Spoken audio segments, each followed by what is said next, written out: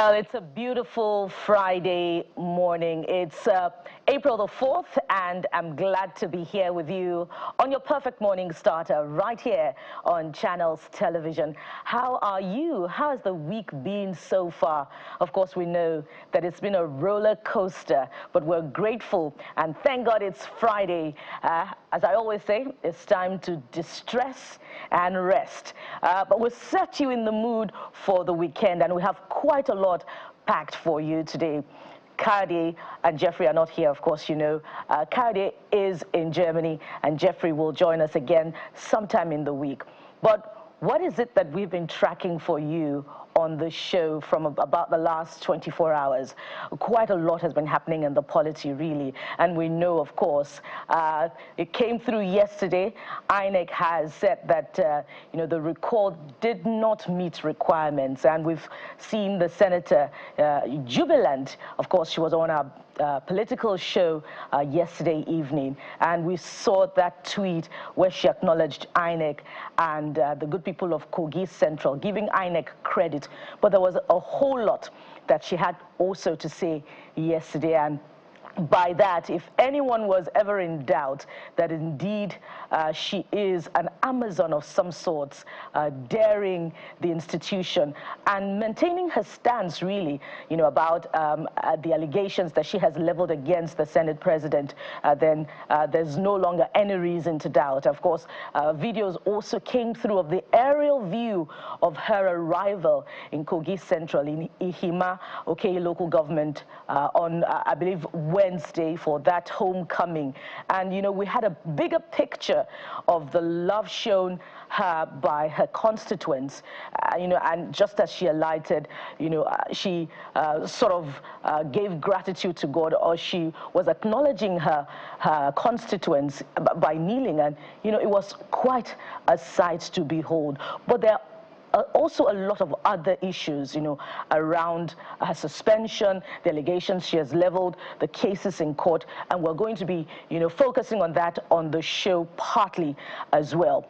But we also know from events from the last 24 hours that the governor of Lagos State has apologized to Lagosians over the agony faced on Monday, particularly those who were coming through the mainland from the island, and the excruciating traffic that they, went through. Some reported being in that traffic for hours, getting to their destinations early in the wee hours of the morning, 1:45 a.m., 2 a.m., 3 a.m.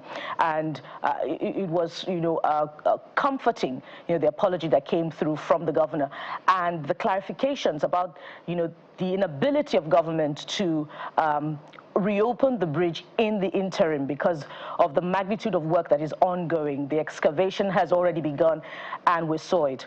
But what was disappointing was the explanation provided by the Minister of Works after his own visit, to the scene of the ongoing work on Independence Bridge, that he did not know, about the closure of the bridge, that the controller of works in Lagos was acting on her own. And, it shows a dissonance, between government officials. And it would not just be at the federal level alone.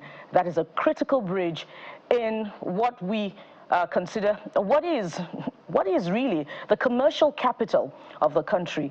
That's Lagos. So why would there be why should officials really be working at cross purposes? And even if the Minister of Works, we can accept his explanation that he was not aware, of the closure of the bridge and the controller was acting unilaterally, why also didn't he, gather or require explanations about the level of work done before his initial directive, that the bridge be reopened, which was, of course, not followed for obvious reasons that we now know. These are some of the feedbacks that we're getting, that really the federal officials should be getting about the assessment of their work, in the service of Nigerians, and it's really is not very pleasant to know. So these are some of the issues that we're tracking this morning.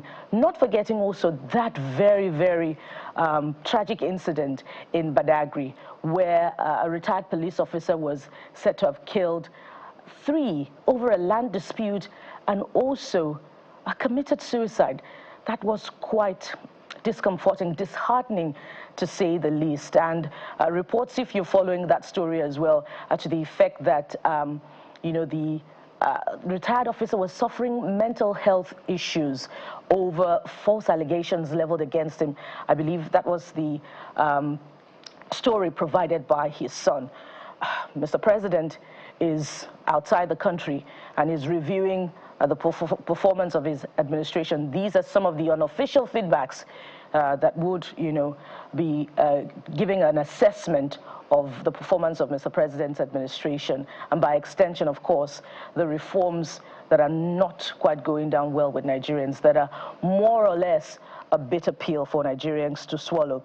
So what else do we have for you on the show today, besides, of course, focusing on the recall process and the bigger implications, for constituents who may be dissatisfied in the future? We'll also be looking at a very busy scene, what I consider busy scene in the international community, following President Trump's Liberation Day sweeping tariffs. So we'll be looking at the rationale behind the decision and how these tariffs will, of course, affect Nigeria. We already know that Nigeria has got its own fair share of those tariffs, 14%. So what are the implications? Join us for the conversation. Also, Lagos traffic management will be on the front burner on the show this morning in a city that is constantly busy with millions of vehicles plying the roads on a daily basis.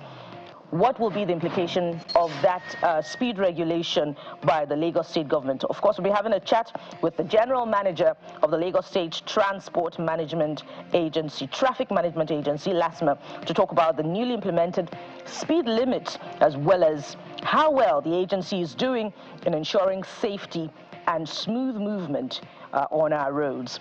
That's not all. It's a bumper package, as I always say on the show. We'll also be interacting with people of different orientations every day. So it is essential to understand how people think and why they do certain things the way they do them. We'll be speaking with a behavior analyst to shed more light on this topic. And it's a very important conversation. You just may be enlisting for a job, and you may not know that you're being assessed, your personality is being assessed. That came through from our conversation with a top human resource executive yesterday on the program.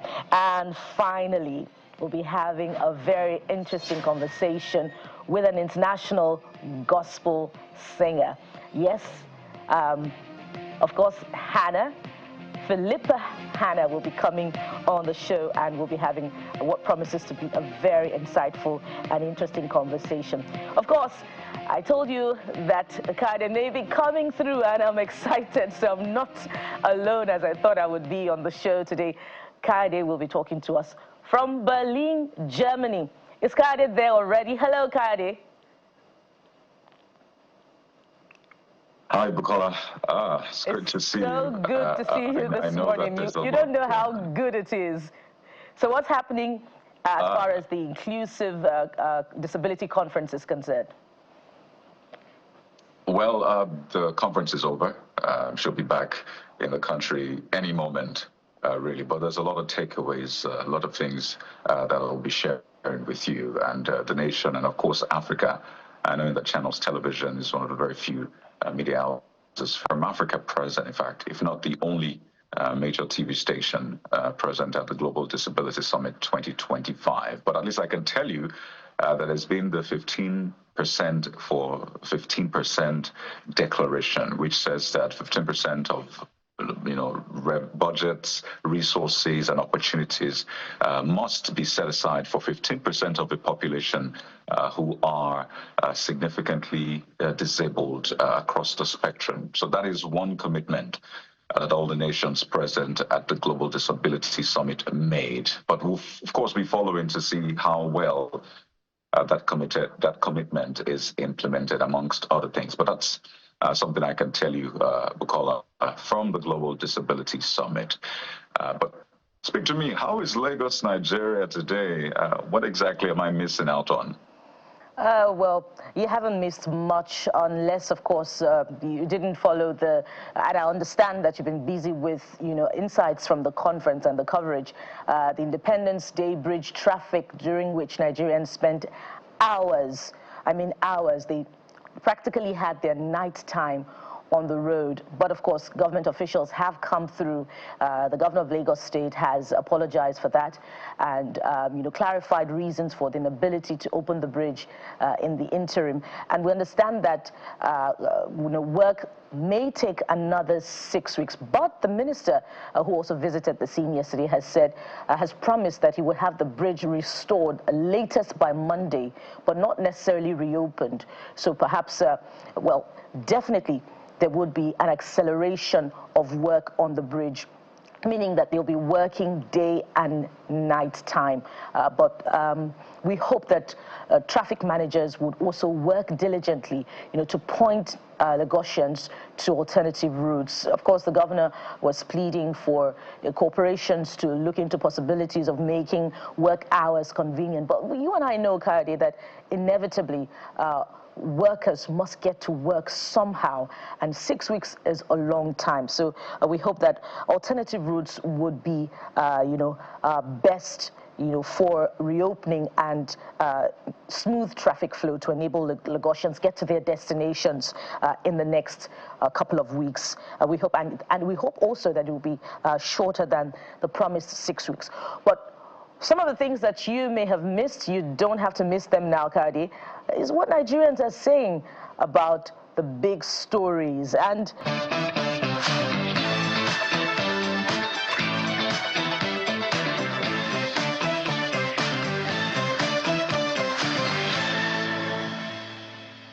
I'm spoiled for choice this morning, but maybe we'll just start with what Nigerians are saying about INEC's declaration, or report really, rather, that the petition to recall the senator representing Kogi Central has not met requirement. And we have the first user this morning being Tahir Prime, who says, Senator Natasha remains a strong voice for Kogi Central. This failed recall attempt shows that the people stand with her. And we saw from, more footage emerging from her homecoming that indeed the people are standing with her. We also have engineer Okezie Warwick, who says tomorrow they will come again and say that the petition has met the requirements. Well, of course, nothing is cast in stone, so we understand your skepticism. You're going ahead to say, if the lawmakers can overthrow constitutional requirements for state of emergency, who is INEC not to join body, that's speaking in the Nigerian way, and overthrow the constitution? That's section 69A. Watch out how it goes. We're watching with you, Warwick, this morning. We're keeping our eyes very close to the process, and we did ask those questions about the implications of what INEC has said. What does the Constitution say about the possibilities of that process being repeated? And of course, we'll put that through to our guest this morning. The Chris is the last writer on this particular subject, and the Chris says, political intended recall petition is not even supposed to be accepted by INEC in the first place. Well, INEC has clarified that there is nowhere in the Constitution that dictates that it shouldn't accept a petition from constituents. And of course, we cannot reject that particular explanation from INEC. But the question, more important question, or questions as the case may be, is how transparent the process has been, particularly when we weigh it against elections into the senatorial office in that particular senatorial district in Kogi State in the past, with the details that have been provided by the petitioners in this recall that has failed. Okay, let's go to the next talking point this morning, and that would be U.S. President Trump imposes 14% tariff on Nigeria's export to the United States. And Kayode, perhaps you want to take this first one.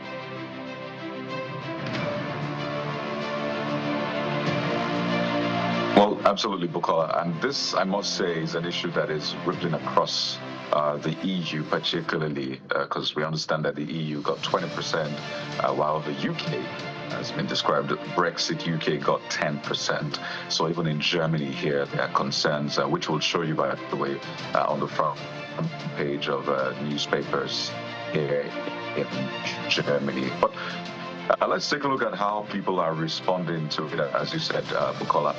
Take a look at the one from Dr. Penking. That's the first post on X we're looking at. It says Nigeria should fire back immediately. We are a sovereign nation and can't be bullied by, in his words, some country. Nigeria got 14%. Looking at the trade deficit, I must say that a country like Ghana got 10%, right? But Nigeria got 14%, as well as some other countries. South Africa even got way more, right? So that's what Dr. Penking says. Nigeria should fire back. I'm not sure in what shape or form the firing back will be for Dr. Penking, but that's what he says. The next one, Cortillery, says, times like this, we need our president to show up, negotiate, and proffer solution. But yeah, the president is in France on a working visit. This user says we have no details of, and I must say that France is just about an hour, 30 minutes away from here, and that's where President Bola Tinubu is. But certainly, this will be something on his mind. But the big question, as has been raised, is what would be Nigeria's decision, or at least Nigeria's reaction to the tariffs? Bukola. Have more of that, or should we go to the next talking point now? Okay, let's go to the next talking point, and this time it's a security concern. And listen to this. Notorious bandit leader Bello Turji has reportedly killed 11 farmers in Lugu town, Isa local government area of Sokoto state. And don't forget that the governor of Zamfara state had in the last couple of months been talking tough and was very, in fact, confident that security agents were closing in on this particular bandit leader. And, you know, but contrary to that assurance, the bandit leader seems to be spreading his tentacles, you know, causing harm in other parts of the Northwest. We're optimistic. We remain optimistic that indeed the security agents will in fact get this bandit leader and neutralize him and help bring to an end, you know, the pain, you know, and sadness that he has caused many Nigerians in the north. What are you saying this morning on the program? Erickson Power is the first user who says, I thought they said he was killed. What then happened? Does he have 9 lives? Well, there's no clarity on whether or not he has been neutralized. So if this is coming through, then that means reports that he has been neutralized to the contrary. Bello Aminu is also writing in this morning, and you say it's a surprising story to witness, given that the banditry in Sokoto state has been eliminated. And well, this bandit, you mean, had been eliminated, absolved and neutralized, seeing locals on the media applauding the current government of Sokoto state and Minister of Defense of the federal government. Well, we're reading the same stories as you are. And the Son of Man says, they know the name, they know the face, but doing nothing about it. They can threaten people expressing their dissatisfaction about the state of the nation.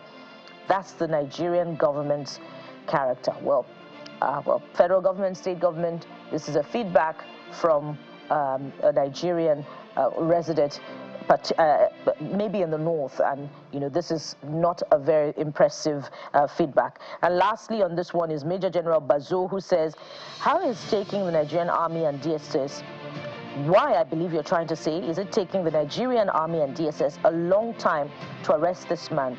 It seriously marvels me. You're not alone on that one. Well, that's it for that particular talking point. Kade, you have the next one. And this one, Bukola, shocked a lot of people seeing that video trending online. The shocking moment, a car crashed into a Lagos restaurant, and the videos certainly just are gripping, particularly for the workers in the restaurant, seeing a car literally just driving through, well, not through all the way, but driving through the wall, the glass, and then just stopping right there. This user, Call Me Wells, is the first one, says that this error with the driver is common error with car drivers. You want to hit the brake, and next you hit the accelerator or the gas, as the case may be. I guess that's what happened, because if it was a case of brake failure, the driver would be able to reverse immediately. So you get a lot of people trying to make sense of what happened, and this user is one of them. The next user, that's Destroyer 1K, actually names the restaurant at Chevron a new spot, by the way, saying, how did this even happen? That's what this user is asking. They have a sitting area outside their main dining area, and it's pretty far from the entrance. How did the driver end up doing this? That's what this next user, Ologun, is asking. And that's the question on the mind of a lot of people. In fact, on the lips of a lot of people, I should add. How did that happen? You saw the driver backing up after it happened. I'll take a look at this next one. That's from Kia.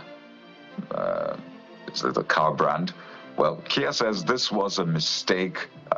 No need to crucify the driver, saying that the driver maybe hit the accelerator by mistake. And this is what we see happen definitely from time to time. And I think it just calls for more caution when driving. But investigation clearly is still on into that to find out exactly what happened, and for that business to ensure that the area is fixed and the business can open proper yet again. If it's a new spot, it's clearly servicing not just clients, but the employees who rely on the work done there to earn a living. And finally, from Pule, says, looks are important, but safety comes first.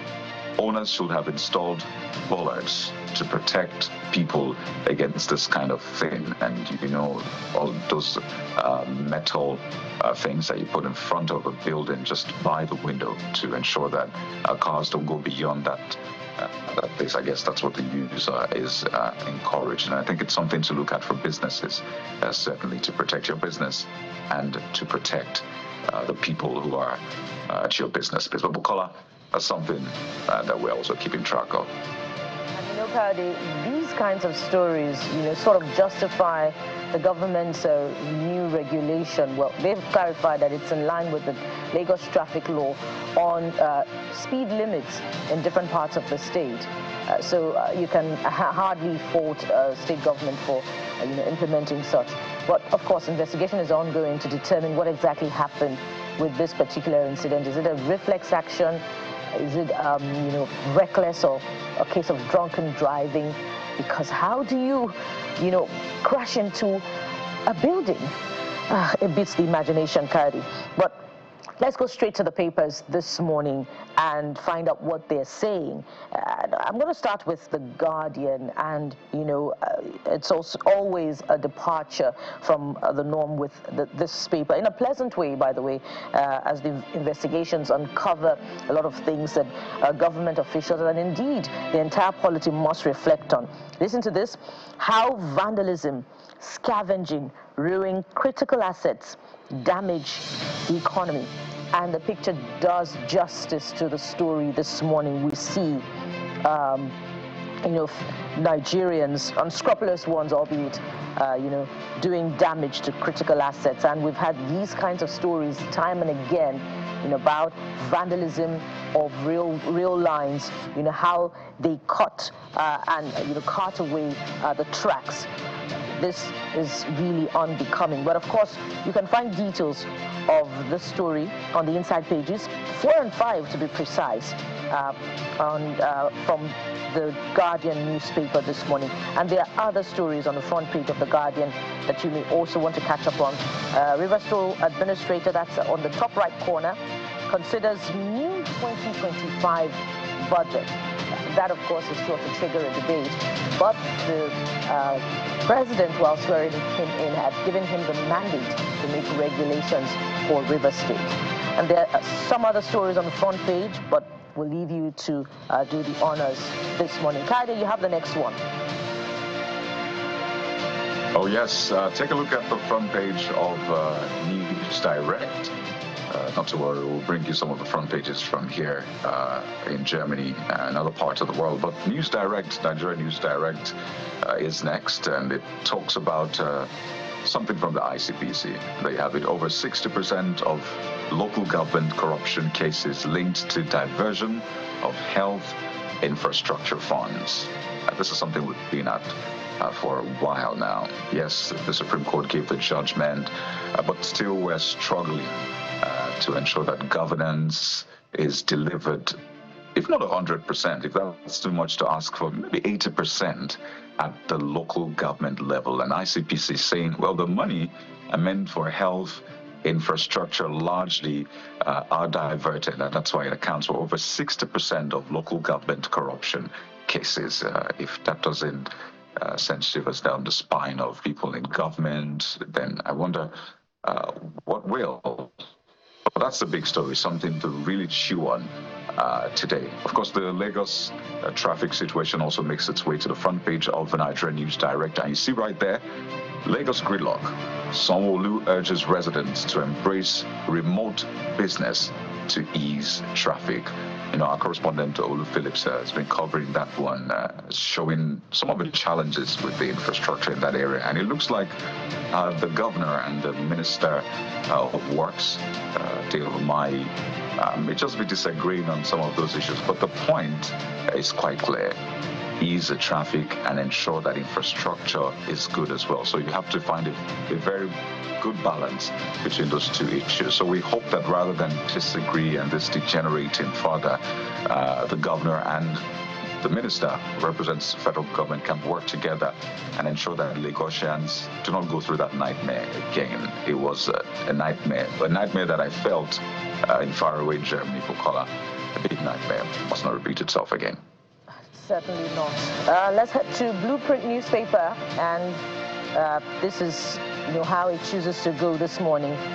Edo Kano leaders have brokered peace over Uromi massacre, and this is not coming from officials of either state government, Kano or Edo. It's coming from the defense headquarters this morning. And we have a number of writers that would provide some sentiment, some insight rather, into the story. Warns against sentiments, reprisal attacks, dismisses report of Niger Republic withdrawal from MNJTF, and says Bello Turji's days numbered. And it's a reassuring story, but more importantly, it's not enough for the security agents to warn against massacre.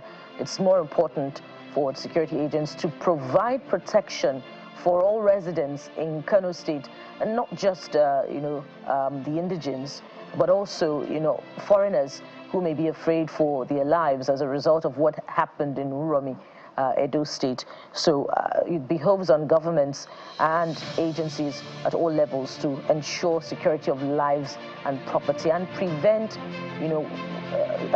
that's a reoccurrence of that very tragic situation where residents resorted to self-help. We condemn in its entirety any form of jungle justice in any part of the country. It provides no solution. It only heightens tension and division in the polity. And there's more on the front page of Blueprint newspaper this morning. Look at that one just beneath the nameplate. It's an interesting one. We've discovered petroleum deposit in Kebbi, and that's ascribed to Governor Idris. So Kebbi, by this, joins the list of oil-producing states, and there have been more additions in the last a decade or so. There are reports, according to data, that some states have also joined the category of those who are earning from producing oil. So we require more accountability in that regard. And, we hope that government officials will speak to it at one time or the other.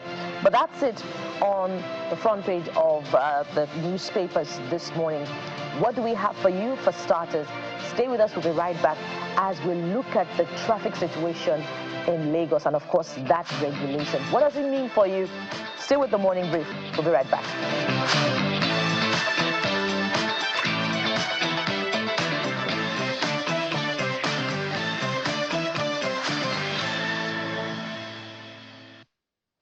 Welcome back, and we start with traffic management in Lagos. Of course, with rising spate of accidents, there is a need to ensure more diligently safety of road users. So, of course, that may have informed the regulation by the Lagos state government on speed limits in different parts of the state. So let's examine the implication of this particular regulation. And joining us today is the General Manager, Lagos State Traffic Management Authority, Mr. Olalekan Bakari Oki. Thank you so much for joining us on the program. I'm glad to be here. And we hope that it wasn't a challenge getting here with the traffic situation. No, it wasn't. It was a smooth ride. All right. So let's start with, enabling laws backing this speed limit that the Lagos State government has introduced. I want you to provide the legal framework for it for us. Yes. The ITS, Intelligent Traffic System, that was recently introduced by Ministry of Transportation is fully backed by Lagos State Traffic Law. The Lagos State Transport Sector Reform Law of 2018, Section 2828 to be precise, empower the ministry to install all traffic equipment and furnitures on all Lagos roads. Right. And it's important, that aspect of the conversation is important. And there are many other laws, that should be informing regulation of traffic or the management of traffic on a larger scale. And if we were to go into all of that and talk about how these laws are being breached, then we may be having a more expanded conversation. But let's look at the concern of Lagosians as far as this regulation is concerned.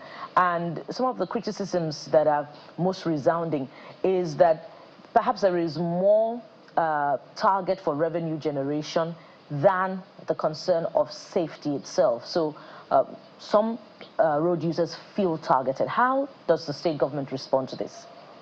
Yes, the main motive behind the deployment of this technology is basically to enhance optimal safety on all Lagos roads, to reduce road traffic accidents. Take Third Mainland Bridge, for instance, when it was rehabilitated. We recorded a substantial number of accidents on that route, both inward and outward of Third Mainland Bridge. The ministry now did the studies on how to mitigate this challenge, and that was what necessitated the camera that was installed around Alapere. The main motive behind it is to reduce the carnage, the traffic incidents, especially road traffic crashes on that route, and optimally voluntary compliance from the road users, the motoring public in Lagos. So without necessarily justifying excessive speed, driving with excessive speed on Third Mainland Bridge, just to bring through some of the concerns of road users on that bridge, the length of the bridge on the first hand, and the concern for safety should anything happen. And that's why some are saying that, demanding a regulation at speed limit 80 may not necessarily be realistic. I'd like you to respond to that before we look at, all of the implications. Before the deployment of the camera on Third Mainland Bridge, LASMA, as an agency that is saddled with responsibility of fostering order, seamless mobility in Lagos, we have a zonal office around that route, domiciled at Iyanoworo, beside the lay-by. And I can tell you for free, in last year, 2024, from January to December, the total number of accidents that were recorded in Lagos was 2,050 involving 3,784 vehicles. We have about 7 to 9% on that route. So whenever we recorded any incident, we are always prompt, we always swift into action to resolve whatever issues we have there. And most especially, we are always the first responders as a result of our strength, as a result of our staff strength. We are well spread across the states. Whenever it involves other responders, we call on them promptly so that we can salvage the situation, especially to save lives. But as you're taking track of the number of accidents and the number of lives lost, are you also tracking crimes committed on that bridge, particularly because of its length and the delay or sometimes non-availability of security agents to help when the Gaussians get into very dire situations? Statutorily or constitutionally, it is the job of the Nigerian police. But what we do when we notice all these traffic thieves, we give information to Lagos State IRS and Lagos State Police Command, and they've been responding fantastically well. Nigerians would argue with you on that one, but let's make progress. On that route, you will see RRS stationed on that bridge, about 3 or 4 locations at that stretch of the bridge. A class of people that feel targeted by this regulation would be the Danfo buses. You've said earlier that it's more about safety than revenue generation, but the Danfo buses feel targeted, and with the harsh economic situation, the regulation failure to meet the regulation, a breach of the regulation would attract a fine of 20,000 naira or 50,000 naira in extreme cases. How does the government respond to this particular concern that the Danfo buses are struggling to make ends meet in the first place, these transport drivers? You must agree with me. The attitudinal behavioral pattern of these Danfo drivers on Lagos route over months is becoming unbecoming, and there must be a measure to curtail all their excesses. Part of the measures, apart from the deploying of technology, the Ministry of Transportation is equally piloting a program called the BRI, Bus Reform Initiative. It has started around Lekki Ajazis, where companies will be given franchise to operate as a group. Their buses will be numbered, and they will be given a maximum standard. Their vehicle must be roadworthy. Color will be given to them, so whenever they commit any traffic infractions, they will be easily identified. Basically, we are doing everything, crossing all the T's and dotting the I's to make sure that traffic management in Lagos State is efficient, effective, and smooth. But is the state government considering other approaches to punitive measures for those who may breach this law or regulation without necessarily an extreme fine of 50,000 naira, particularly because of the economic situation? If you are listening in on the conversation, there are calls for maybe a confiscation of the vehicle for a particular period of time, community service, which is more popular and even more humbling than a fine. Madam, basically, we shouldn't be talking about the fine. As I mentioned earlier, the main motive behind the deployment of the technology is voluntary compliance, safety on all Lagos roads. Life has no duplicate. People should obey laws primarily. That's what the MOT is talking about. And a lot of sensitization has been done before the deployment of these cameras. If we look at I don't know the details. I wish we had, access to the report that you quoted earlier, citing, 2,000 deaths and more than 3,000 people. Not 2,000 deaths. Traffic road accidents. Road accidents. On Lagos roads. From January to December 2024, 2,050. and 3,000, involving over 3,000 vehicles. Over 3,000 vehicles, So exactly. I wish we had access to that report so that we can, look at the nature of the vehicles, because there have been concerns. And indeed, the report by the road safety this year spoke to, a secondary level of tragic accidents involving more of articulated vehicles. And for some Nigerians, that is really at the heart of the matter. Those who breach traffic rules on a larger scale are the articulated vehicles. Now, maybe not just LASMA alone, do safety agencies, agencies maintaining law and order, have the capacity to rein in on the excesses of articulated vehicles? Yes, we do, and we employ different means in making sure that they comply with the rules and regulations. If you look at Lagos, transportation of wet and dry cargoes is more rampant on Lagos roads because of the strategic location of the states. Movement of all these cargoes, as I said, wet and dry cargoes, petroleum product in terms of wet, it has to be taken to other states. Lagos State feeds so many other states with these products. That's why you see more activities of trucks and trailers on Lagos roads. As you said, also in 2024, from January to December, the number of vehicles that broke down on Lagos roads is 5,108. Why all these trucks you made mention took about 45% of the whole data. So I quite agree with you. We are putting measures in place. We engage them one-on-one. We equally go to their complaints for them to prioritize safety, to tell them why they should not overspeed, why they should not drink, why they are on steering. And in case they experience any fatigue, they should feel free to leave the steering and relax before they can continue their journey. And most importantly, vehicle maintenance. They should always carry out their vehicle maintenance before they put any vehicle on the road. The proper check must be done. That has been our advocacy to them always. Well, are you sure? Because you said earlier that indeed you have the capacity.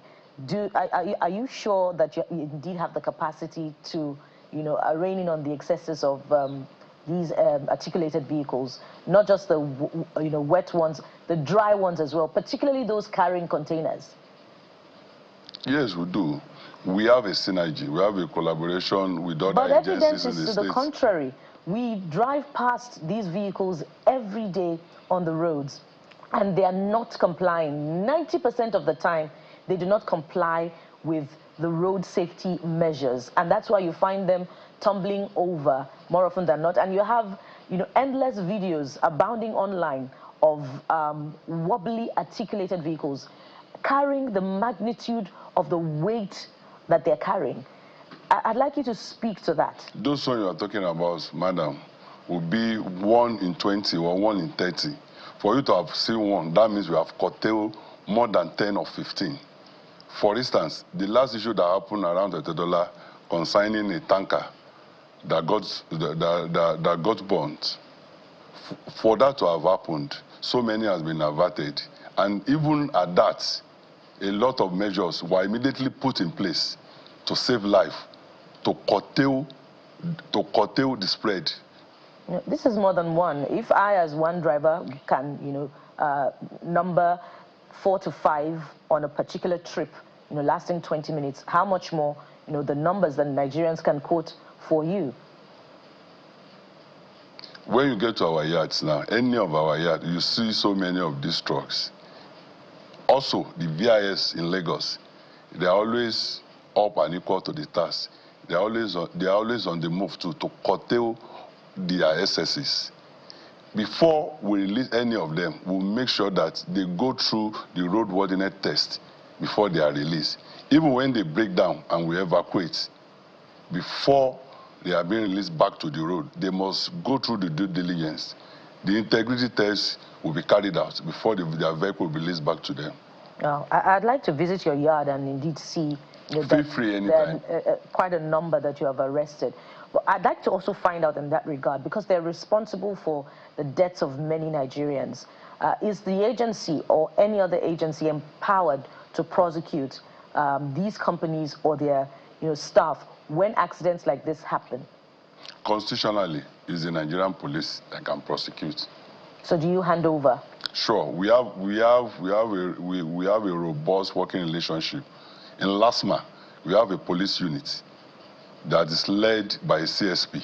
So whenever we apprehend or we arrest any of these drivers, we will hand over such to them, and they will do the needful according to the law. So do you follow up with the police to find out how many prosecutions have been recorded in that regard? Sure, we do. What can you report? I think there was a particular one around December last year. It happened around the Ojuelegba Bridge. So he was drunk. Eventually, we were able to apprehend him. And he was handed over to the police. And they did the right thing. Well, 1 out of thousands is definitely inadequate. But we'll be following up on that. Before we wrap up on this conversation, I'd like you to speak to the speed limit cameras. Some say that they are in as much as 11 locations in Lagos already. But there are some other reports that are also saying that they are only in one location. I believe that would be operational only on Alakpere Road and Mobolaji Bank Anthony Way. What exactly is the situation? In how many areas are the speed limit cameras installed already? The intelligent traffic system in Lagos has been on since last year. In LASMA, we started with TMS, Traffic Monitoring Solution. This is like a gadget. You must have been seeing it around with our men. It is handy. Whenever any vehicle commits traffic infractions in the states, it's for them to capture a substantial evidence. And after the capturing, whatever they must have gathered will be sent back to the back end. There is a special desk that will evaluate the evidence, whether it is valid enough for the authority to issue fine. Then they will quickly send a message to the driver. And the driver has a choice too. Is either to pay or to contest the payment. Apart from that, there is ANPR, automatic number plate recognition. All these cameras are everywhere.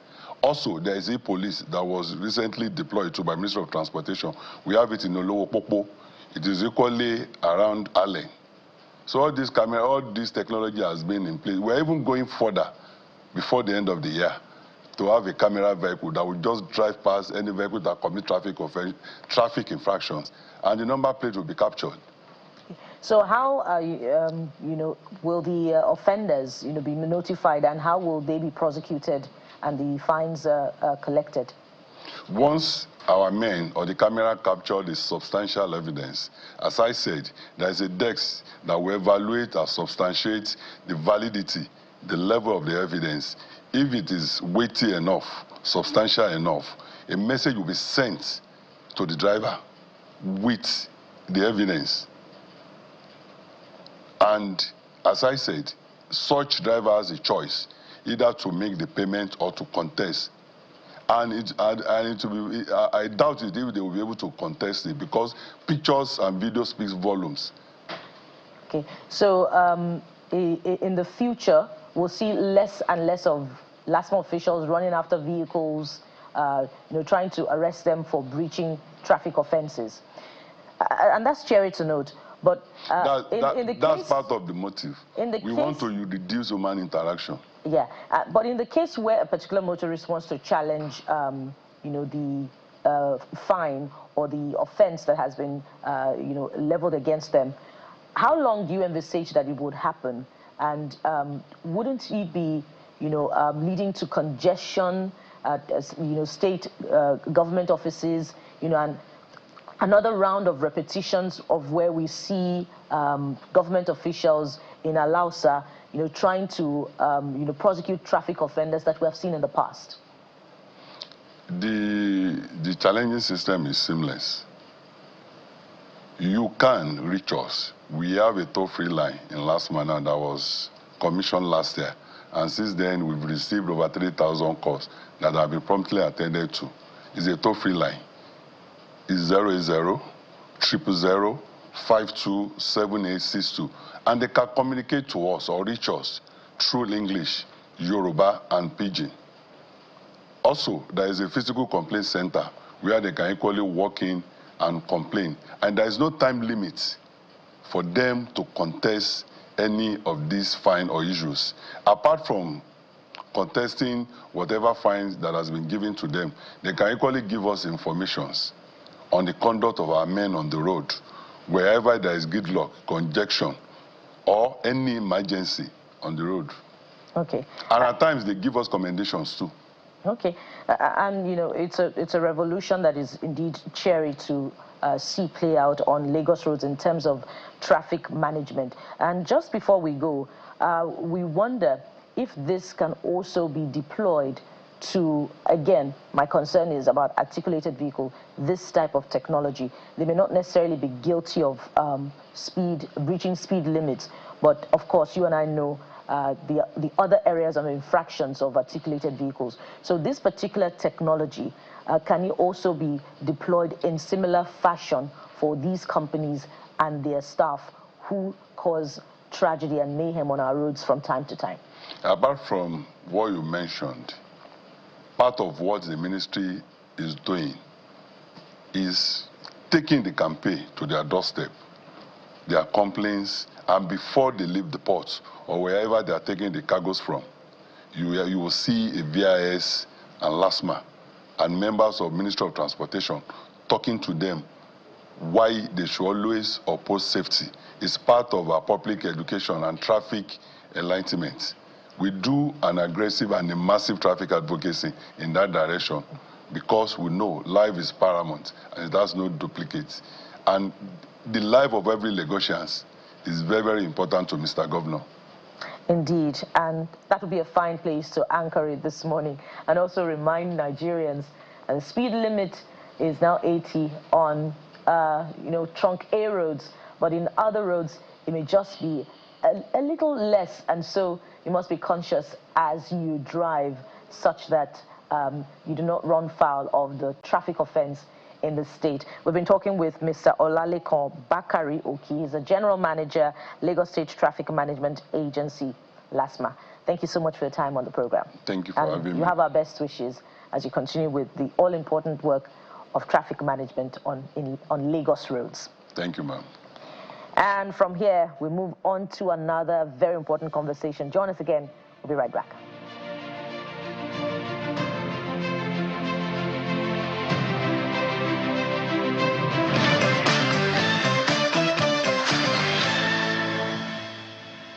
Welcome back. So it's as if when President Donald Trump of the United States of America sneezes, the whole world catches cold. Now, these tariffs started with Canada and China just weeks back. And in the last couple of days, it's been Liberation Day sweeping tariffs across countries of the world, some as high as 30% plus. And of course, Africa has also been affected, and Nigeria is in that mix. Nigeria got its fair share of 14% tariffs on all goods exported to the United States of America. Let's have this conversation and find out what the implications of these, increase in tariffs on Nigerian exports to the USA would be. And joining us on this particular segment is Professor of Economics from the University of Ibadan, Mr. Olawale Ogunkola, who joins us virtually from Ibadan, the Oyo State capital. Good morning, and thank you so much for joining us on the program this beautiful Friday morning. Good morning to you all. Good morning, Nigerians. Thank you, sir. So I'd like to start this way. Before we begin to look at the implications, isn't it unsettling for you, Prof, that in the last couple of days since the announcement, unless I have missed it, there hasn't been an official reaction from the Nigerian government, either the Federal Ministry of Trade Industry and Investment or the Federal Ministry of Finance as to this tariff as it affects Nigeria? Yeah, thank you very much. I think that's the wisest thing to do. The fact that you have a sweeping rule and there is a document backing it up, there is need to actually study what is in it and be sure of whatever you are saying. This is about 48 hours old document, and it has a lot in it. So I think the government is taking time to study it. But be that as it may, there is need for government to come up quickly with a kind of analysis in terms of the impact and the kind of strategies they want to use. Well, that's a fine way to put it, but we've heard from the European Union Commission President, Ms. Ursula von der Leyen, and she's been talking, tough about how Europe will respond, and it hasn't particularly taken the European Union Commission 48 hours or more to respond to this. This is critical, and the number is clear, really, 14%. But that's a good way to put it. But according to data, Nigeria currently imposes a 27% tariff on U.S. goods. So it would seem like it's an uneven trade tariff imposition from both sides of the divide, favoring more Nigeria in spite of the increase to 14%. What are your thoughts on this, or what really is the implication considering the fact that the U.S. is more of an economic giant, in fact, the biggest democracy in the world and the policeman on the world? So what are your thoughts on these numbers? We need to be careful, especially with your statement that Nigeria imposes 27% tariff on U.S. goods. That is not correct. And in fact, if we go into the analysis of the way U.S. calculated what they call reciprocal tariff, it's totally wrong. The basis used by U.S. is not what is known in economics textbook. It's not what is known in trade policy. What U.S. did was actually very simple, looking for a tariff that will make them record surplus, not even balance trade. And that's totally wrong. You want to tell me that countries like Lesotho charges the U.S. up to 99% of tariff? No.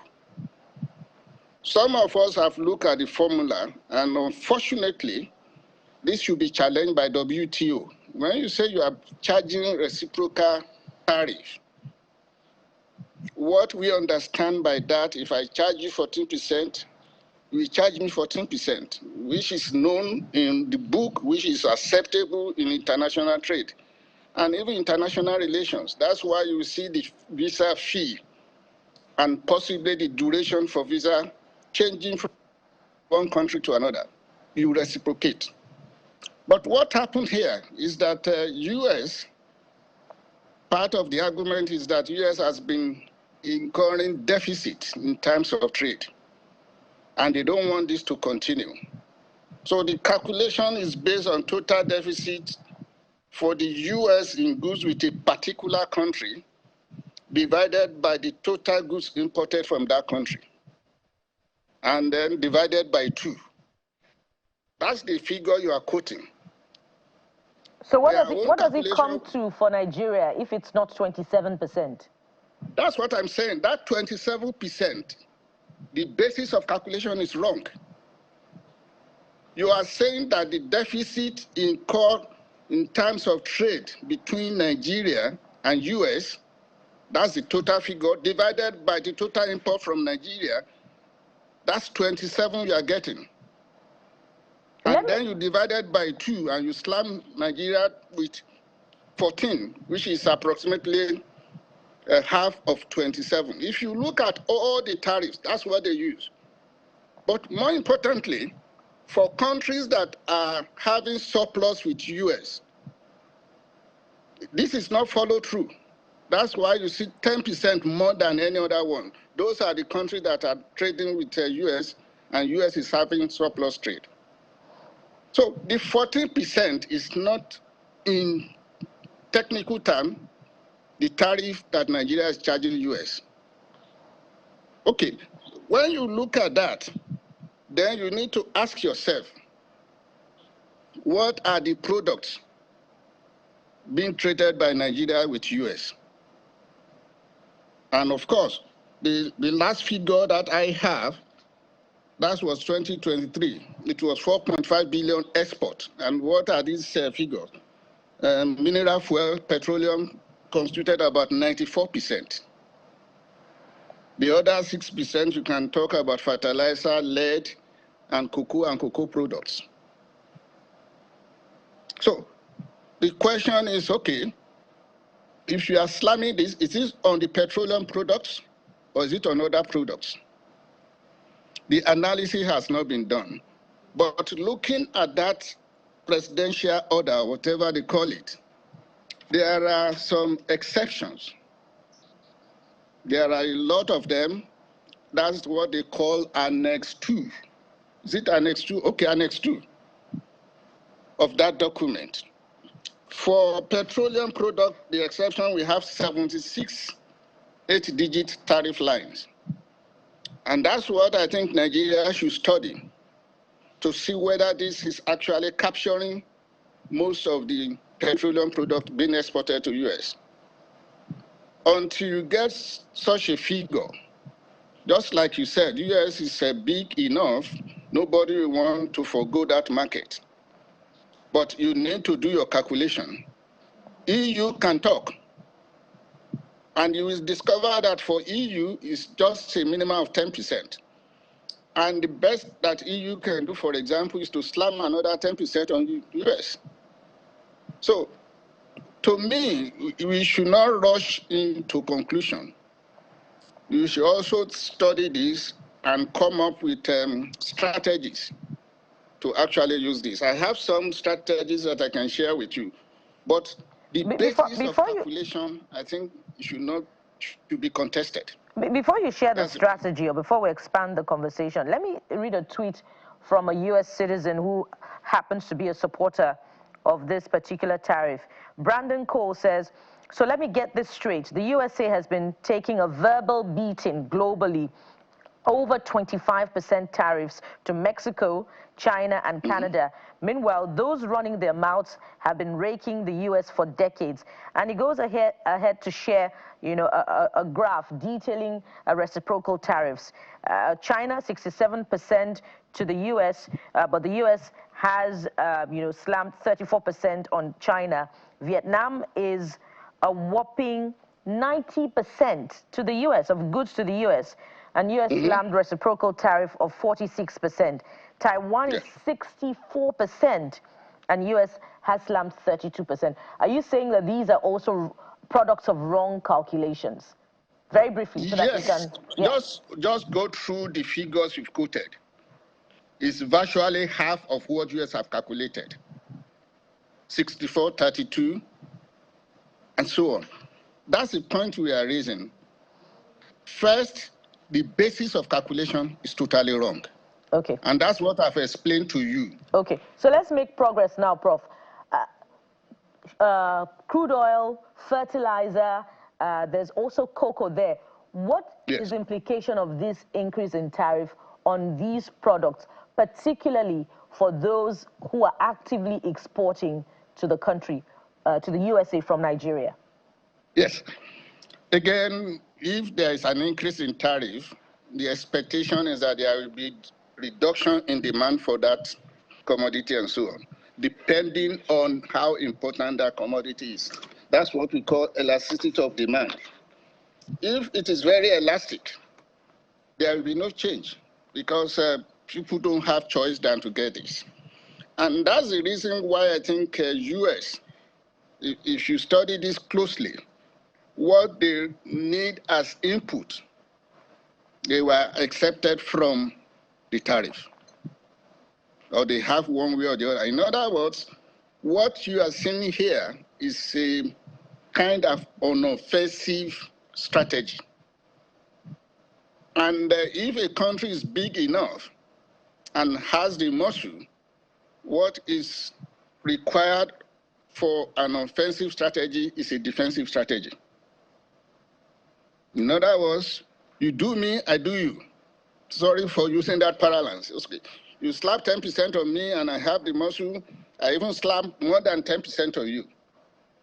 But definitely what we have now is going to revibrate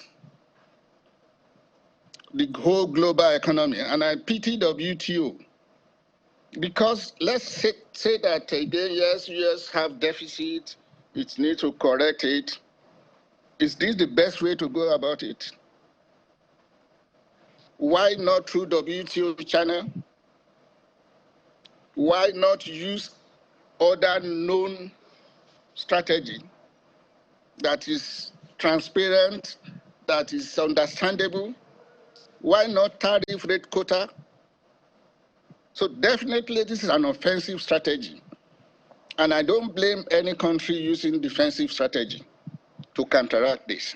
Speaking of defensive strategy, as we await the Nigerian government's official position to this, do we have the spine? Does Nigeria have the spine to reciprocate with another increase?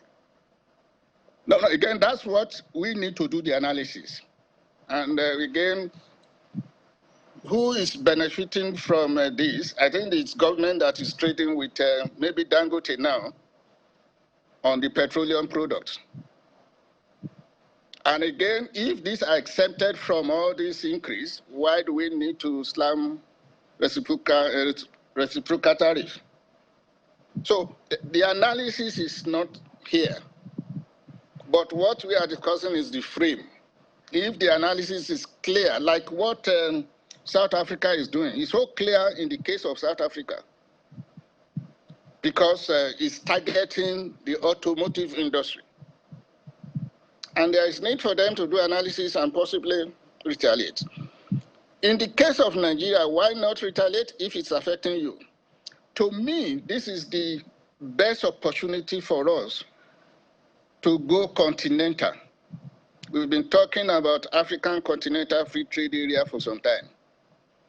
With this type of thing going on, I think we can then look towards our brothers and sisters in Africa rather than looking outside. But Prof, the other option is for us to also go global south. But Prof, can we really retaliate if you look at that crude oil space, and if, of course, it forms 90% of the product that Nigeria exports Yes. to the U.S. Yes. Forward sales, policy means that much of our crude oil has already been sold ahead of time, for which we're hardly collecting dollars. The Naira for crude agreement has suffered a setback. Of course, we're awaiting the outcome of what we believe to be continuing negotiations in that regard. But in that mix, there are reports to the extent that Nigeria may even be importing crude oil, paradoxically. So what really is there to fight back with reciprocal tariffs? There's very little that is left if we'll calculate. And we wish we had more data from the NNPCL, but there's very, very little left to calculate in terms of, the crude oil measure that is being exported. Again, the political economy of the equation is what you are discussing, which as much as possible I will want to run away from. My own assumption is that in terms of forward sales of crude oil and so on, those are the things that government will need to manage. We can't continue this. But be that as it may, we still have some production going on. We still have some margins that we are trading on. Remember, the item that I mentioned include gas and so on. But again, even if you can't go to US, there are alternative markets like EU and so on, which you can be able to sell this, and there are no retaliatory tariff yet. So the point is managing our oil is a different issue entirely. But given what you have here, in terms of the tariff, in terms of the executive order, there is a need for a kind of a rapid appraisal in terms of, okay, what is in this for us. Yes, 94%, you cannot ignore that. But when you look at the total export of Nigeria and you look at the direction, again, I think this is the time for us to also look into different markets. And they are all waiting for us. But just like I said, African market, if we're able to get ourselves together, is also big enough for us to play there. Now I understand your reluctance, to go into deep analysis of, the crude oil measure of availability and what is going to the U.S. in fact, without accurate data from our own oil corporation. But this is coming at a time where, conversations are heightened on the need for Nigeria, to diversify her economy.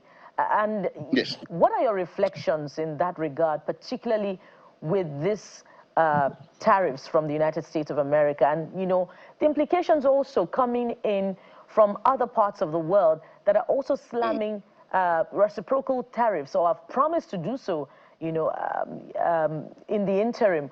What is the implication for that conversation back home here in Nigeria? Yes, thank you for coming up with the issue of diversification. I also noted one thing before I go into that. That's the issue of emphasizing manufacturing. If you read that document, the emphasis is on goods. But we all know also now that trade in services is very, very important. Why is the U.S. not including trade in services in this agreement? The guess is as good, your guess is as good as mine. But the point I'm trying to raise, for us to diversify, we need so many other things, including services. It's not only to diversify the economy, just like you said. I also mentioned the issue of diversifying the market. It's already happening. If you look at Nigeria's trade with China or India, it's on the increase. And my guess is that it's likely to increase more. But we also need to be careful in terms of what we are trading with them. And that's the issue for us to add value to whatever we are doing. And for you to engage in value addition, you need infrastructure. Now we don't talk about hard infrastructure alone. There is also soft infrastructure, which to me is the best way to go, whether US or not. If you want a kind of sustainable development, sustainable industrialization, you have no choice than to invest more in infrastructure. And infrastructure has one element that is common to all of them. They are public goods, which implies that once you create them, they are available for others to use. But if you don't have such things, all these things will just be temporary, and we'll be shortchanging ourselves in terms of trading raw materials rather than value addition. So there is no issue about diversification. We just need to invest in it and have strategies to ensure that all our products, we add values to them and trade, first of all, with our neighbors and possibly before we go to global south. But definitely, we need to diversify not only the products, but also the market. And that phrase, economic diversification, I'm sure is as old as when I was in school. When it will become a reality, we really do not know. But we must anchor at this point, and thank you very much, sir, for your time and insights on the program.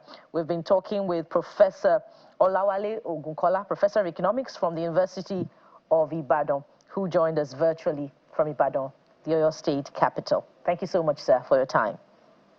Thank you very much. And from here, we check on another important subject matter. We're checking on you. Why do you act the way you do? I'm sure you read that book at some point in time in your life. So Stay with us and get some insights and profit from this next conversation. We'll be right back.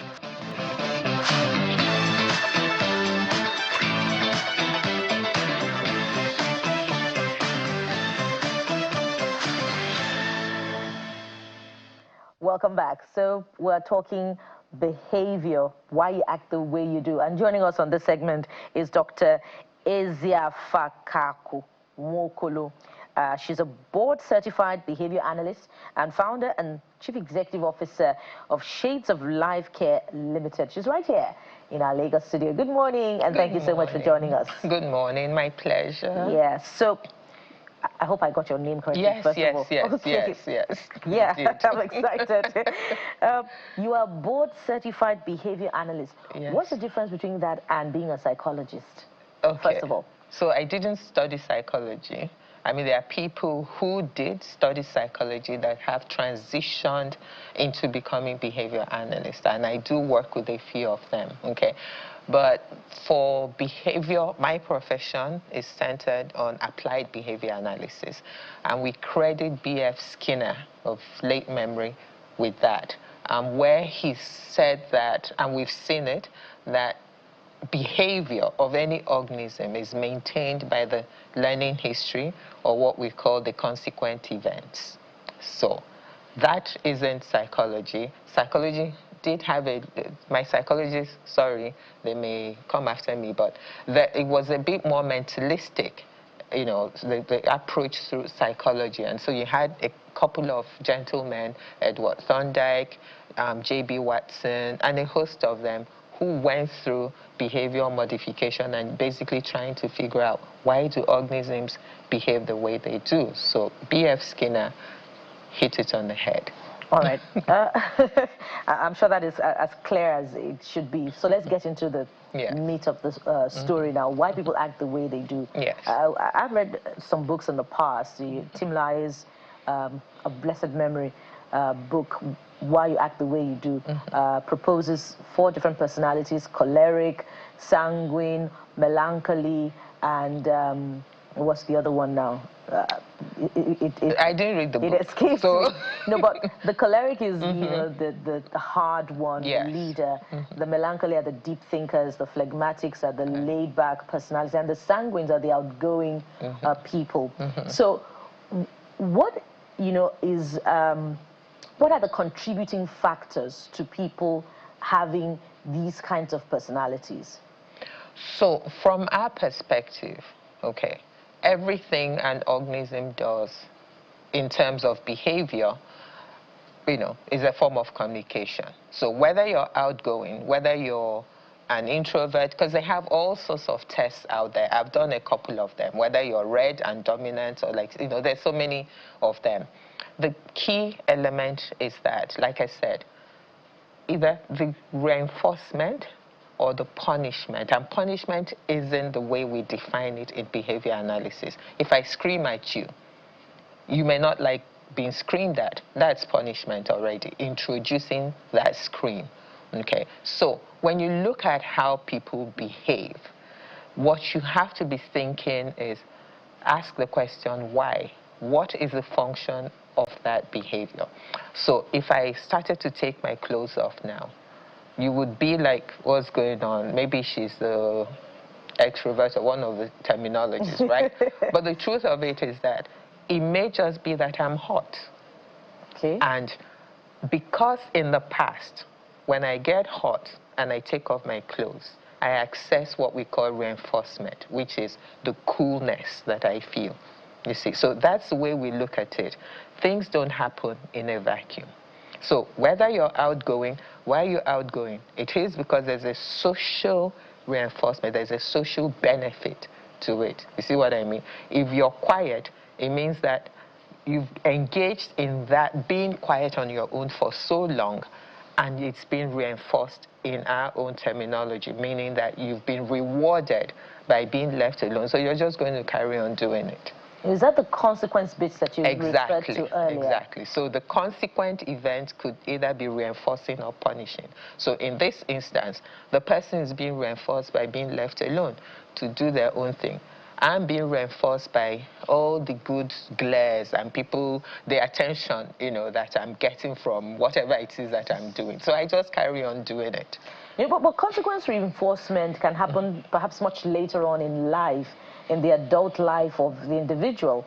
What about remote contributing factors like background, like environment at the time of formation? What about those factors? So when we talk of environment, like you said, there's animate and inanimate.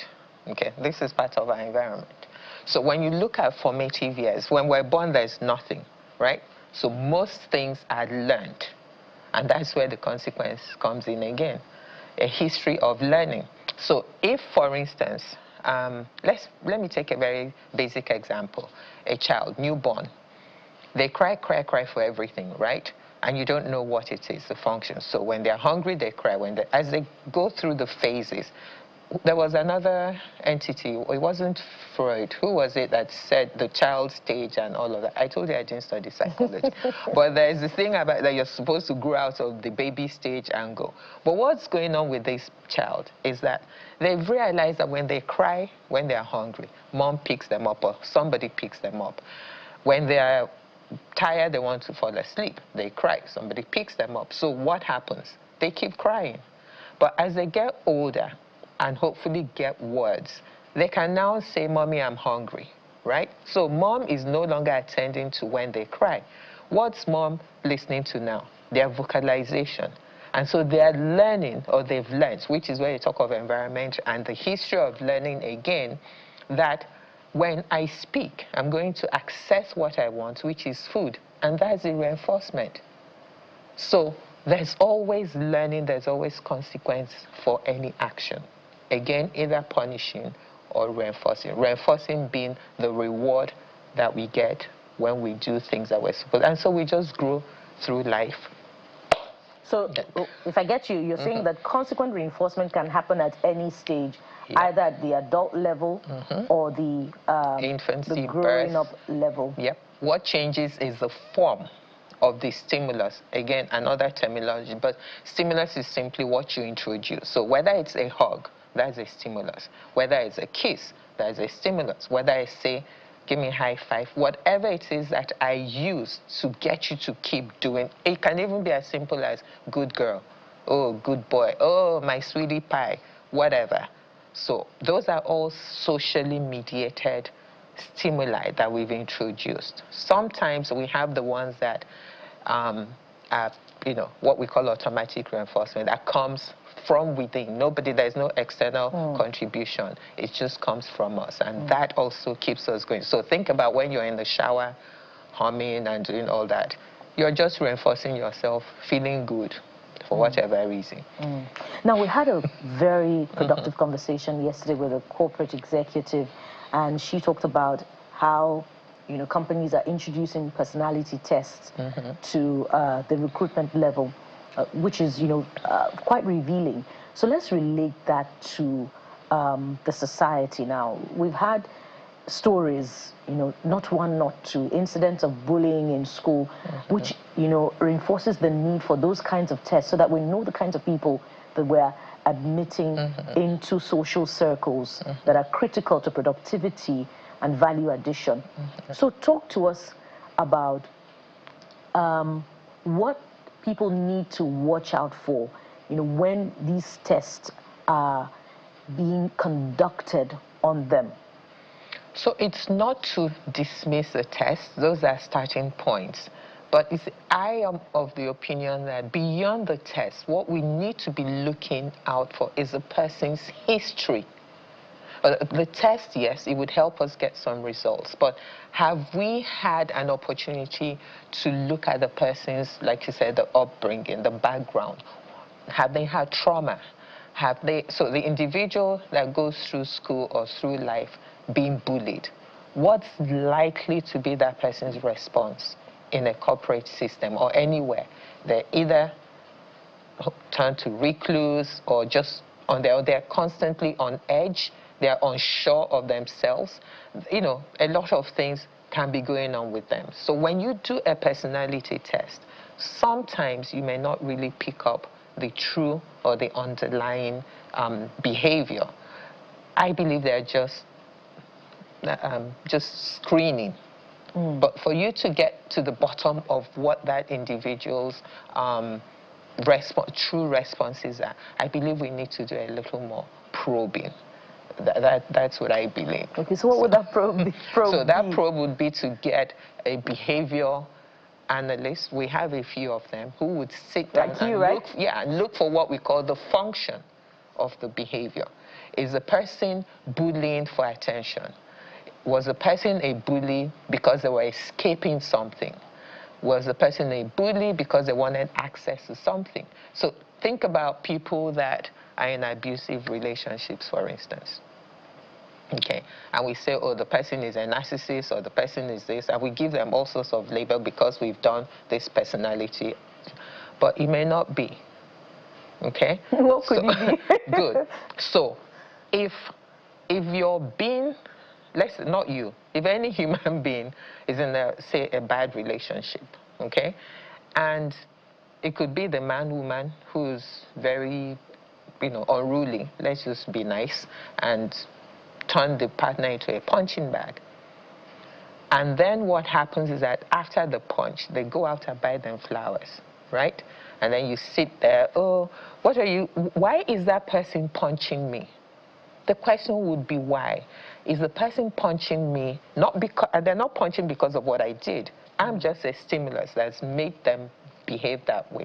So they may be punching me because every time they punch me, I scream, oh, what's going on? Why are you punching me? I'm giving them attention. If I go back to their pedigree, it may just be that they never got attention, or that the way they recruited attention or the way they saw attention being delivered in their environment was through That's why they need to see you, right? The behavior analyst.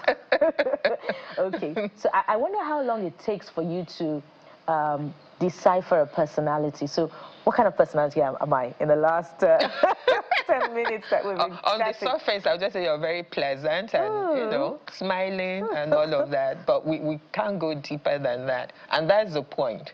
I can prep. There are people that when they go for interviews, they really prep themselves. And then after the interview, you see something different. Exactly. Okay. So if you're doing a personality test, for instance, I am the one that's going to check off.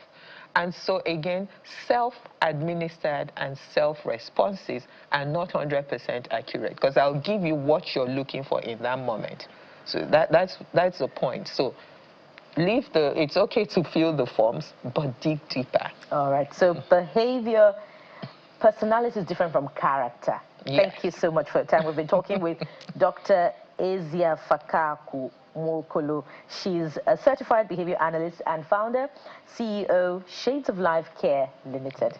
Thank you so much for those insights. Thank you. My pleasure. And from here, we head to another talking point, which is pretty much what has been the heartbeat of the polity in the last couple of weeks, which has culminated in a failed recall. So what does it take, really, to recall an elected representative at the National Assembly? Stay with us, we'll be right back.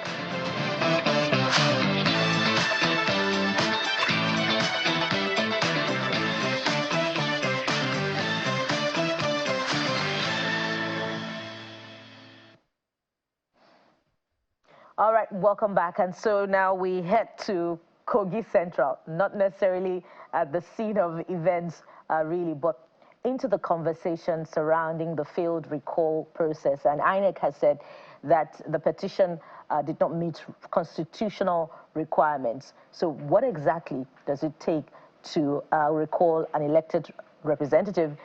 Should there be a vote of no confidence passed on the representative?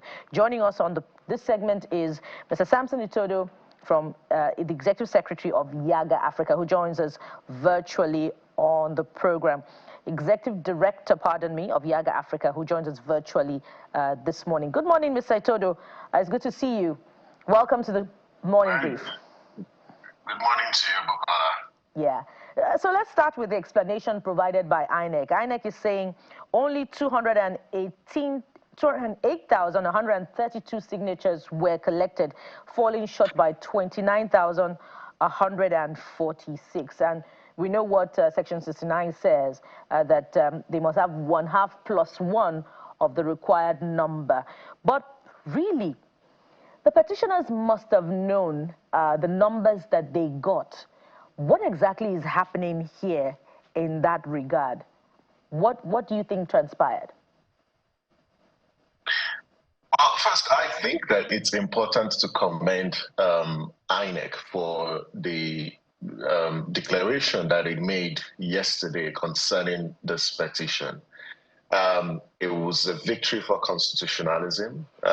They upheld the provisions of the Constitution, and so the INEC does deserve, commendation.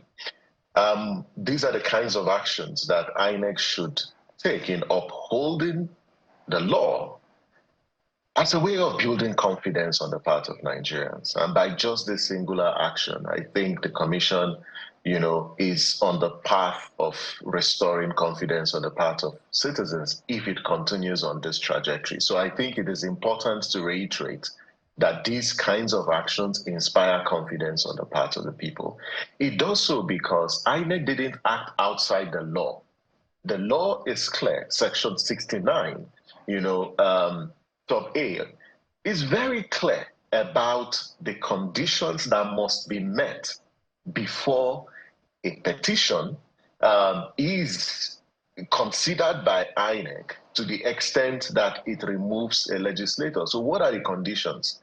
That before you remove a legislator via recall, a petition must be submitted, and that petition must be backed by signatures of 50 plus 1% of registered voters in that constituency. It was clear from the signatures that were provided by the petitioners to INEC, they didn't meet that threshold. And so, to your question, I think that that's a question that the petitioners need to answer. But it is very clear that they didn't meet those conditions. And on the basis of that, let's also make this clear, that what INEC did was just a numerical count of the number of signatures. INEC didn't verify those signatures yet. So there was no need to verify those signatures because the numbers, the numerical condition was not fulfilled. And so to that extent, the recall process has failed. And so I think that it is very clear from this process that the framers of our Constitution knew exactly why they introduced those conditions, to making it very difficult to remove legislators, especially in this instant case, because it is clear from this case that they are weaponizing this tool of accountability called recall, to winch hunt this young female politician and also intimidate Senator Natasha. And we're quite delighted with the action taken by INEC, and it should continue on this trajectory. But even at that, Mr. Todu, right from the beginning of this part of the conversation, which was the commencement of recall process, we have been querying the numbers when compared with the numbers that came in from the senatorial election in that particular constituency in Kogi State, Kogi Central, between Senator Natasha Akpoti-Uduaghan and the former senator who held that office. The total votes were just about 100,000 split between them. So shouldn't INEC have put on the investigator glasses by scrutinizing these numbers and asking how they were able to get over 200,000 signatures in the first place? Well, the law is very clear. What INEC is required to do is to verify. If they had met the threshold, INEC would have deployed its officials to the polling units, because it's clear. The regulations for the recall process as released by INEC is very clear. So the next stage would have been, and to answer your question about verification is, okay, petitioners have submitted their signatures. INEC will now take those signatures to the polling units, in every polling unit, and within petition and the voters register, and ask those people who have appended their signature to the petition, if they exist, to come and verify. And INEC said in its guidelines that it will use the BVAS to verify these people. So it is the verification process that will determine the veracity, the accuracy of those signatures on the petition. So INEC cannot just engage in any investigation. The verification process is a verification, as the word presupposes, to answer those questions. So I think that what the Commission has done so far, it's in line with the provisions of the law, and INEC cannot act outside the provisions of the law. And we should encourage INEC to continuously act within the law based on the provisions provided in the Constitution, in the Electoral Act, and its guidelines. So let's assume that the petitioners got 1/2 + 1 at that stage when they presented their petition to INEC, and during the verification process, INEC, found out all of those details that Senator Natasha Akpoti-Uduaghan spoke to yesterday on the program about how the key petitioners are staff of the state government, and how some of those signatures were false signatures and all of that. Would it also have been INEC's business to look away and say the law has been met? Well, if the petitioners, right, had met the threshold, INEC will be bound by the law to now activate the second stage, which is the verification stage. Now, it is this verification that would unravel first whether these people who claim to sign this petition, whether they are registered voters in that particular senatorial district or constituency. That's one. Two, whether they signed the petition. And we've raised concerns about the coercion, the intimidation, and the compromise of certain individuals who were deceived, to show up at those locations where those signatures, were collected. You could see that in some of the videos that made it online, that it was just one individual who was signing and writing names and appending signatures of people. So to a large extent, on the face value, or what you can say, prima facie evidence suggests that this entire process, was signposted by all forms of irregularities. And what should have nailed this in the coffin was the verification process at the polling units, which could not have been activated because the first condition of the number required for the verification process to be activated was not met. And to that extent, this entire process had been brought to a close. And this is a big lesson. And several questions have been raised. That first, the so-called organization, that was behind this petition, the key question that has been raised was whether this organization exists, whether it's a legal personality. And INEC also needs to check that. So you don't have a situation where, political mischief makers and political elements will activate recall, which first is a tool of accountability, introducing the Constitution to remove legislators that have lost the confidence of their actors, not legislators who are performing, not legislators who stand and represent political defiance, as we have seen in this instant case. And this is why the Constitution makes those conditions to make it difficult that this process is activated to remove legislators, especially when they are performing. And in this case, you can clearly see that it doesn't suggest that Natasha has lost the confidence of her people. Instead, they are political actors who are very uncomfortable with some of the positions that she's taken and are hell-bent on removing this performing senator. And because of that, one of the things that was significant that came through from the conversation yesterday was the absence of any specific statement in the Constitution that prevents a repetition of this process. So let's assume that this has been a learning curve for those who initiated this recall process. Can they repeat it? Well, they have a right to activate the process. But the key question is, what's the goal? What's the objective? Please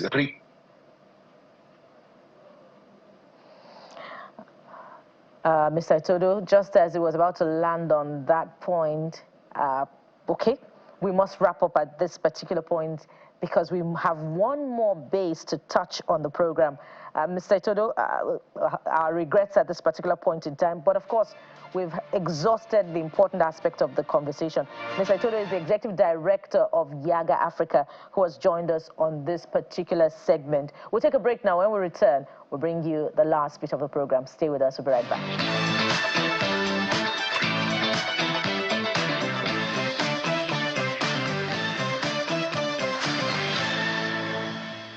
You'll love my next guest on the show. She has a song for every situation. I may be exaggerating, but being acquainted with her in the last 12 hours has made me come to that conclusion. Join me in welcoming singer-songwriter from the United Kingdom, Philippa Hanna. Good morning, Philippa. Thank you so much for joining me on the program. Good morning. It's a great pleasure to join you guys this morning. Yes, indeed. I wish my brothers were here, my colleagues, Kadi and Jeffrey. They'll be as excited as I am to meet you. But of course, they'll watch this maybe later on. But Philippa, you have a song for every situation that I've come to realize. And many may have met you, through your music in the last couple of decades that you've been active in the music space, and just watching your YouTube space, how people are blessed by what you do is so encouraging. But let's meet Philippa in a different way, outside the guitarist, the singer, and the songwriter. What else do we not know about you? Well, I was raised in music, so my dad's a singer. My earliest memories are watching Dad on stage, watching him entertain people, bring them joy. And so it's very much a family thing for me, music. And from a really early age, I recognized that music is a great way to tell stories, and it's a great way to build bridges between people groups. So, people could have nothing in common, but when you begin to sing and play music, suddenly everybody's united. Everybody's in one space together. And that's the thing I love about it. People get to put their troubles aside, put their politics aside, and they just get to be one in spirit when we join people in song. So I've grown up on music, and around the age of 21, I also found my Christian faith, which is a huge influence on my writing. And that's where I'm headed. Talk to us about the story of your rebirth and how it affected, elicited your music. So we never went to church when I was growing up. My mum did have Christian faith, but she was quiet about it. So she just kind of kept it to herself. And my dad was raised in quite a strict religious household. And so he grew up not wanting to be a part of church and not having any faith. So as a young person, a millennial, I was quite open-minded about beliefs, about religion, about spirituality. And I was experimental. I was trying to find the answers as a young person. I was very open, loved to talk about faith, but I didn't personally believe until I walked into a very small church in a northern city in England called Sheffield, just before my 21st birthday. And I walked into that church feeling very heavy, feeling very confused about life. At the time, I was in a very difficult relationship, and that was taking over my life. I was struggling with my sense of identity and purpose. I was struggling with my mental health. And so I walked into this room, and I felt this atmosphere of praise and worship. And there was a worship leader. He was just on his own with a guitar, just like I am right now. And he sang some songs about Jesus. And the moment he started to sing about Jesus, my heart started to bubble and shift. And I suddenly felt this sense of, I am so weighed down. I am so weighed down by the burdens of life.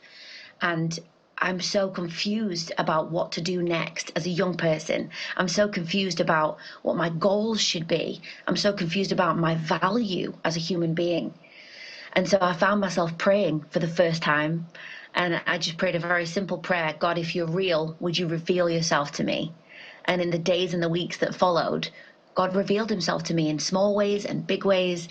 And the biggest way of all was I felt this change in my own heart. I no longer felt that heaviness. I felt light, I felt free, and I suddenly began to understand my value as a human and just what I mean to the Lord. So that's why I started to pick up the guitar and write songs about that journey, and that's what I do now. And you have tons of songs. I've listened to Off the Wagon, I've listened to Raggedy Doll. You also have a current single that is playing right now, One People, I believe, that has some Yoruba lines in it. And I'm sure that Nigerians would just be very excited to listen to that one. I'm spoiled for choice and we do not have enough time. So let's quickly have that performance of that particular song, One People, I believe it is, that has some Yoruba lines in it. Yeah. Absolutely. So this is a song about unity. One church, one heart, one truth, one bride, one body, that's who we are. We stand together as one people under God, the Father, the Son, the Spirit, three in one, our precious Savior, the cornerstone. We stand together as one people under God. Bring us closer to your heart. Soon we'll glory. Bring us back to where we started. As we gather at the cross, remind us who we are.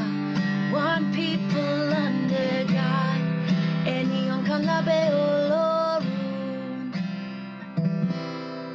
Oh, beautiful, beautiful. What informed that inclusion in that particular song? So my church in Bradford, England, is a very diverse, multicultural church. And we probably have maybe 40% of the families in our church are Nigerian. And so I would stand on the platform on a Sunday and we would be singing these Western popular worship songs. And I just remember opening my eyes one Sunday and looking around the room and thinking, we just need something that lifts up this culture that's in our house. And so my friend Grace, who speaks Yoruba, I invited her into the worship office and I said, can you give me the Yoruba for these lines in this song?